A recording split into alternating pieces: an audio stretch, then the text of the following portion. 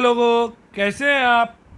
और आज हम आपके लिए लाए बहुत इंपॉर्टेंट टॉपिक बच्चों, जो कि क्लास 11th की रेडॉक्स रिएक्शन और क्लास 12th की इलेक्ट्रोकेमिस्ट्री दोनों में काफ़ी वेटेज रखता है और काफ़ी आपकी कंसेप्ट्स को क्लियर करने में हेल्प करेगा। ओके, तो अब हम इसे बड़ी अच्छी तरह से समझेंगे, जिससे कि आपके काफ़ी सारे न्यूमेरिकल कंसेप्ट भी क्लियर हो, क्योंकि इस टॉपिक पे न्यूमेरिकल्स भी आते हैं। तो आइए बच्चों, स्टार्ट करते हैं हम इलेक्ट्रोकेमिकल सेल्स, जिनको हम गैल्वेनिक सेल्स भी कहते हैं या डेनियल सेल्स कहते हैं। डेनियल सेल जब हम बोलेंगे बच्चों, तो किसकी बात होगी बच्चों, आप सबको पता है जिंक और कॉपर की बात होती है जब डेनियल सेल्स के लिए होता है। तो हम डेनियल सेल्स का ही एग्जांपल लेके इलेक्ट्रोकेमिकल सेल को समझ रहे हैं। तो सबसे पहले आपको पता होना चाहिए बच्चों कि इलेक्ट्रोकेमिकल सेल्स होते क्या है।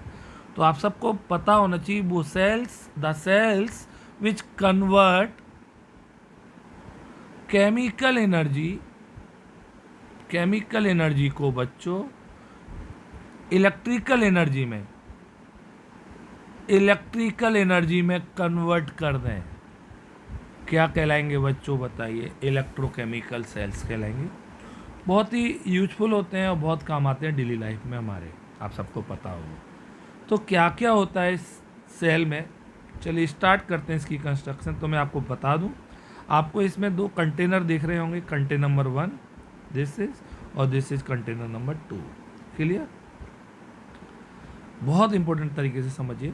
कंटेनर नंबर जो 1 है उसमें हमने जिंक का रॉड लिया हुआ है Zn, और Zn की रॉड को हमने किस में डिजोल्व किया हुआ है, किस में डाला हुआ है बच्चों, ZnSO4 में। इसी तरह हमने यहाँ पर कॉपर की रॉड को किस में डिप किया हुआ है, कॉपर सल्फेट में। क्लियर, समझ में आ रहा है।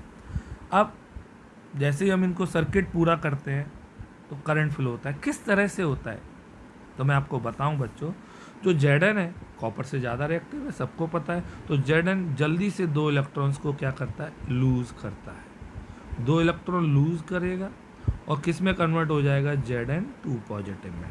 समझ में आया सबको। Zn ने 2 इलेक्ट्रॉन लूज़ किए। अब ये 2 इलेक्ट्रॉन जो हैं बच्चों, वो यहाँ से वायर के थ्रू मूव करते हुए कॉपर सल्फेट के सॉल्यूशन में आ जाते हैं। कॉपर सल्फेट का सॉल्यूशन क्या क्या कंटेन करता है, आप सबको पता होगा, Cu2 पॉजिटिव और SO4 2 नेगेटिव। अब जो कॉपर सल्फेट के सॉल्यूशन में जो कॉपर आयन थे, उन कॉपर आयन ने 2 इलेक्ट्रॉन को गेन किया और गेन करके वो किस में कन्वर्ट हो गए, कॉपर में। क्लियर, समझ में आया सबको, पक्का। तो आपने नोटिस किया कि जो Zn था बच्चों, Zn ने 2 इलेक्ट्रॉन लूज किए और किस में कन्वर्ट हुआ, that is Zn2 positive ion, और यहाँ पे क्या हुआ, इसका ऑक्सीडेशन, सबको पता है। इसी तरह Cu2 पॉजिटिव आयन ने 2 इलेक्ट्रॉन गेन किए बच्चों और किस में कन्वर्ट हुआ, Cu में। अगर हम इसकी नेट रिएक्शंस को मेंशन करें तो नेट रिएक्शन बच्चों आपकी आएगी Zn plus Cu2 positive gives Zn2 positive plus Cu। Clear, आपको दिख रहा है Zn से क्या बनना है, Zn2 positive, that is oxidation. जब भी प्लस चार्ज बढ़ जाए ऑक्सीडेशन, और +2 से क्या हो रहा है बच्चों, 0, दैट इज क्या हो रहा है, रिडक्शन। तो दैट इज कौन सी रिएक्शन हो गई बच्चों, ये रिडॉक्स रिएक्शन हुई। सबको समझ में आया, this is the net reaction, इसे बोलते हैं इस सेल की ये नेट रिएक्शन है। बहुत इंपॉर्टेंट है, बहुत काम की है, बहुत ज़्यादा हम इसे आगे यूज में लाएंगे। क्लियर, पक्का। अब आप क्या क्या ऑब्जर्वेशन होगा इसमें, वो हम पढ़ते हैं, किस तरह से आगे काम चलता है। तो आपने नोटिस किया कि Zn की जो रॉड थी वो Zn2 पॉजिटिव आयन में कन्वर्ट हुई, 2 इलेक्ट्रॉन्स लूज किए। क्लियर, और यहाँ पे Cu2 पॉजिटिव आयन्स किस में कन्वर्ट हुए, Cu में, और डिपॉजिट हो गई कॉपर की रॉड। तो पहली बात मुझे कौन कौन बताएगा, फर्स्ट की बताइए, Zn की रॉड का वेट, जो वेट या मास है Zn की रॉड का, वेट ऑफ Zn रॉड क्या होगा बच्चों, पक्का कम होगा, तो डिक्रीज होता जाएगा। क्लियर, इसी तरह वेट ऑफ कॉपर रॉड क्या होता जाएगा बच्चों, इंक्रीज होगा, क्योंकि कॉपर डिपॉजिट होता जा रहा है। पक्का।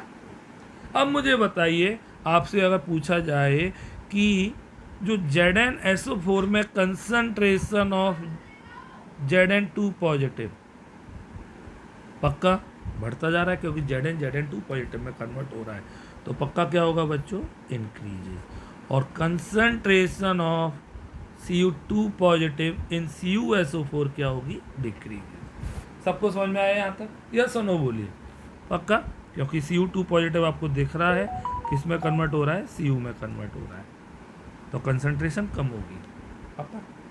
तो अब आप नोटिस करिए, थोड़ा सा इधर देखिए कि बच्चों Zn ने इलेक्ट्रॉन्स को लूज किया और इलेक्ट्रॉन्स फ्लो हुए Zn से कॉपर की तरफ। आप सबको पता है फिजिक्स में आपने पढ़ा होगा कि electrons always flow from negative to positive terminal, इसलिए जो Zn है वो कैसा इलेक्ट्रोड है, नेगेटिव इलेक्ट्रोड है, और कैथोड है जो दैट इज कॉपर है वो कैसा इलेक्ट्रोड है, पॉजिटिव इलेक्ट्रोड है। क्लियर, याद रखिए हमेशा, बहुत इंपॉर्टेंट ट्रिक बता रहा हूँ, एल ओके बहुत अच्छी तरह से ढंग से सीखेंगे, O A N, LOAN याद रखिए बहुत इंपॉर्टेंट है। L फॉर लेफ्ट, लेफ्ट वाले पर होगा ऑक्सीडेशन, और इसे हम बोलेंगे एनोड, और एनोड होता है negative.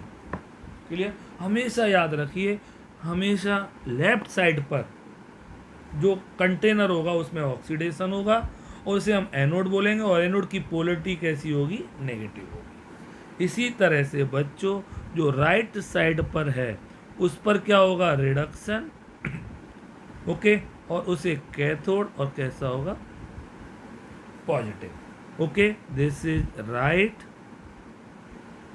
This is reduction, this is cathode, और दिस इज पॉजिटिव। समझ में आया सबको? तो बस आपको याद रखना है, ये साइन बहुत काम के हैं, वेरी इंपॉर्टेंट है। इलेक्ट्रोलाइटिक सेल में उल्टा होता है, एनोड पॉजिटिव होता था, इलेक्ट्रोकेमिकल सेल में एनोड नेगेटिव होता है। क्लियर, और इलेक्ट्रोलाइटिक सेल में कैथोड नेगेटिव होता था, यहाँ पे कैथोड कैसा है बच्चों, पॉजिटिव है।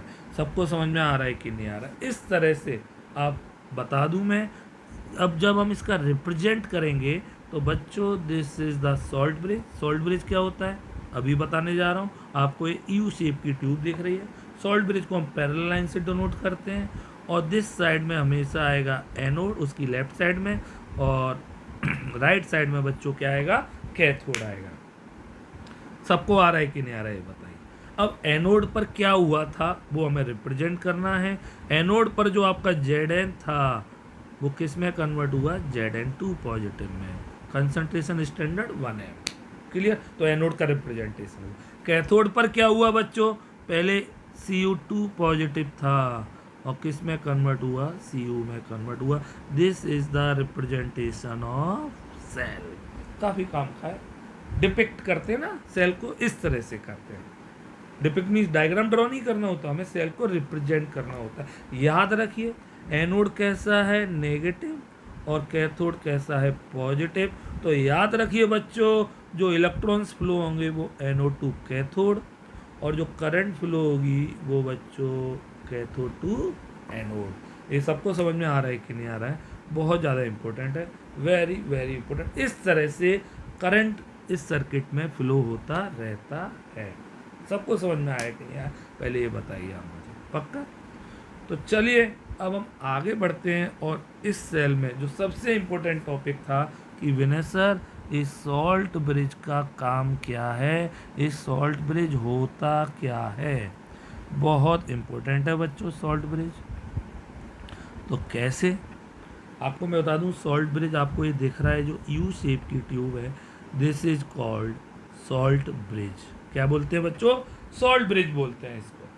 इसमें आपने देखा है हम इसमें एक इनर्ट इलेक्ट्रोलाइट लेते हैं। इनर्ट इलेक्ट्रोलाइट जैसे बच्चों हम ले सकते हैं KCl, KNO3 etcetera. Okay clear. अब क्या काम होता है वो बता रहे हैं। सबसे पहले तो ये क्या करता है, इनर सर्किट को कंप्लीट करता है। कंप्लीट इनर सर्किट कैसे करेगा इनर सर्किट को कंप्लीट, बता रहा हूँ मैं अभी। देखिए यहाँ से जो Zn था वो किस में कन्वर्ट हो रहा था, Zn2 पॉजिटिव में, पक्का। अब यहाँ पर Zn2 पॉजिटिव ज़्यादा होता जाएगा तो वो इलेक्ट्रॉन्स को अपनी तरफ अट्रैक्ट करेगा, क्योंकि पॉजिटिव नेगेटिव को। तो इसलिए Zn को न्यूट्रल करने के लिए Zn जो होता है वो इधर मूव करता है। इधर से कौन आ रहा होता है KCl में से, Cl। तो Zn और Cl कंबाइंड होके ZnCl2 बना लेते हैं। मतलब जो Cl होता है वो एक्सिस ऑफ Zn को न्यूट्रल कर देता है, जिससे कि इलेक्ट्रॉन्स फ्लो होते रहे। अदरवाइज जो एक्सिस Zn2 है वो इलेक्ट्रॉन्स को फ्लो को रोक देगा, सेल बिल्कुल खत्म हो जाएगा, डेड हो जाएगा, काम करना बंद कर देगा। इसी तरीके से इधर आप देखिए क्या होगा, इधर आपका Cu2 पॉजिटिव तो कन्वर्ट हो गया था Cu में, कौन बचा रह गया, SO4 नेगेटिव। अब SO4 नेगेटिव इलेक्ट्रॉन्स को आने से मना करेगा, नेगेटिव नेगेटिव रिपल्सन होगा। तो क्या होगा बच्चों, जो SO4 नेगेटिव है सॉल्ट ब्रिज के थ्रू ऐसे, और यहाँ से कौन K पॉजिटिव, दोनों रिएक्ट करके क्या बना लेते हैं बच्चों, K2SO4।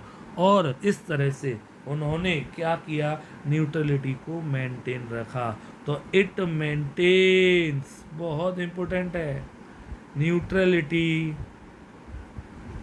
Of two half cell, दोनों हाफ सेल हैं, जिससे कि पोलराइजेशन रुक गया, अदरवाइज पोलराइजेशन हो जाता, और पोलराइजेशन होने से सेल की वर्किंग बंद हो जाती।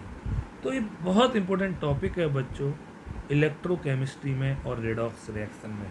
सबको समझ में आया होगा। आपको वापस से बता दूं, लेफ्ट साइड पर होगा ऑक्सीडेशन, कहेंगे एनोड होगा नेगेटिव, लोन लेते हैं ना, बहुत अच्छा पढ़ने के लिए, बाहर जाने के लिए कभी कभी लोन लेना पड़ता है आपको। इसी तरह बच्चों दूसरा है RRCP, मतलब राइट साइड में रिडक्शन और कैथोड होगा पॉजिटिव। ये साइन है, ये आपको फिक्स याद रखने हैं, बहुत इंपॉर्टेंट है। तो इस तरह से मुझे लगता है कि आपको टॉपिक अच्छी तरह से समझ में आया होगा। अब हम इसका नेक्स्ट टॉपिक नेक्स्ट वीडियो में करेंगे। अगर वीडियो अच्छा लग रहा है तो शेयर करें और बहुत अच्छी तरह से पढ़ाई करें। क्लियर? तो बस इतना ज़रूर याद रखें, रिप्रेजेंटेशन में सॉल्ट ब्रिज ये होता है, लेफ्ट साइड में एनोड होता है और राइट साइड में कैथोड होता है। सबको आ गया? पक्का बच्चों? ओके, समझ में आया ना? बस बाय बाय। इस तरह से पढ़ते रहिए, पढ़ते रहेंगे तो बहुत आगे बढ़ेंगे। Bye bye.